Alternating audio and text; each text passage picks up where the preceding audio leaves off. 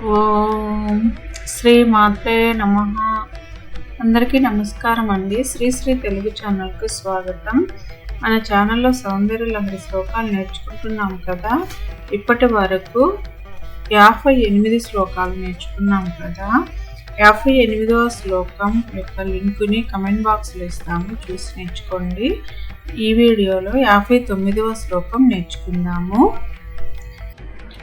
స్ఫురద్గండా భోగ ప్రతిఫలిత తాటంకయుగలం చతుశ్చక్రం మన్యే తవ ముఖమిదం మన్మథరథం మహారుహ్య దృహ్యత్య వనిరతమర్కేందుచరణం మహావీరో మారః ప్రమదపతయే సజ్జితవతే. ఇప్పుడు ఇక్కడ మర్చి నేర్చుకుందాము. ఫస్ట్ లైను స్ఫురద్ గండా భోగ ప్రతిఫలిత తాటంక యుగలం. స్ఫురద్ గండా భోగ ప్రతిఫలిత తాటంక యుగలం. సెకండ్ లైను చతుశ్చక్రం మన్యే తవ ముఖమిదం మన్మథ రథం. చతుశ్చక్రం మన్యే తవ ముఖమిదం మన్మథ రథం. మూడవ లైను యమారుహ్య దృహ్యత్య వనిరథ మర్కేందు చరణం. యమారుహ్య దృహ్యత్య వనిరథ మర్కేందు చరణం. నాలుగో లైను మహావీరో మారః ప్రమద పతయే సజ్జితవతే.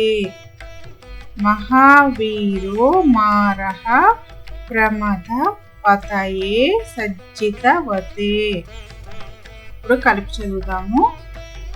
స్ఫురద్గండా భోగ ప్రతిఫలిత తాటంకయుగలం చతుశ్చక్రం మన్యే తవ ముఖమిదం మన్మథరథం యమారుహ్య దృహ్యత్య వనిరతమర్కేందుచరణం మహావీరో మారః ప్రమదపతయే సజ్జితవతే.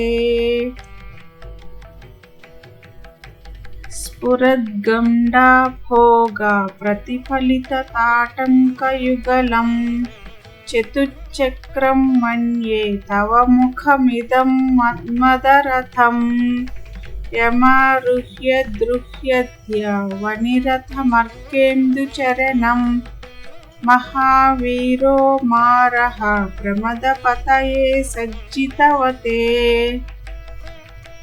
ఇప్పుడు శ్లోకానికి తాత్పర్యం తెలుసుకున్నాము.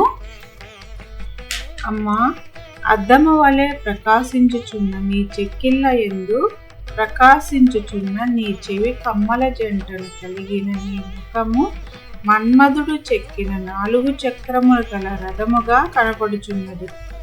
ఈ రథమునెక్కిన మన్మధుడు సూర్యచంద్రులు చక్రములుగా కలిగిన భూమి అను రథమునెక్కిన ప్రమదపతిని ఎదిరించుచున్నాడు కదా తల్లి.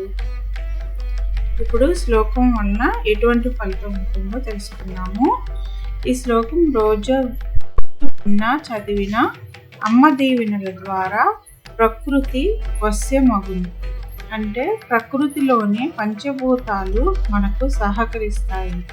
మనము ఏ పని చేపట్టినా ఆటంకాలు జరగకుండా ప్రకృతి మనకు అనుకూలంగా నిర్విఘ్నంగా పనులు జరిగేలా సహకరిస్తాయి.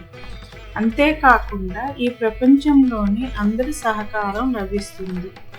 సర్వజనులను మన చుట్టుపక్కల వాళ్ళను ఆకర్షించుకునే శక్తి కలుగుతుందన్నమాట. కాబట్టి ఈ శ్లోకం ప్రతి ఒక్కరూ చదువుకోండి, మీకు మంచి ఫలితాలు జరుగుతాయి. మీరు ఈ శ్లోకం నేర్చుకున్నందుకు ధన్యవాదాలండి. మీకు ఈ వీడియో నచ్చితే లైక్ చేసి మీ ఫ్రెండ్స్కి షేర్ చేయండి. శ్రీ తెలుగు ఛానల్ని సబ్స్క్రైబ్ చేసుకోండి. నెక్స్ట్ వీడియోలో 60వ శ్లోకం నేర్చుకుందాము.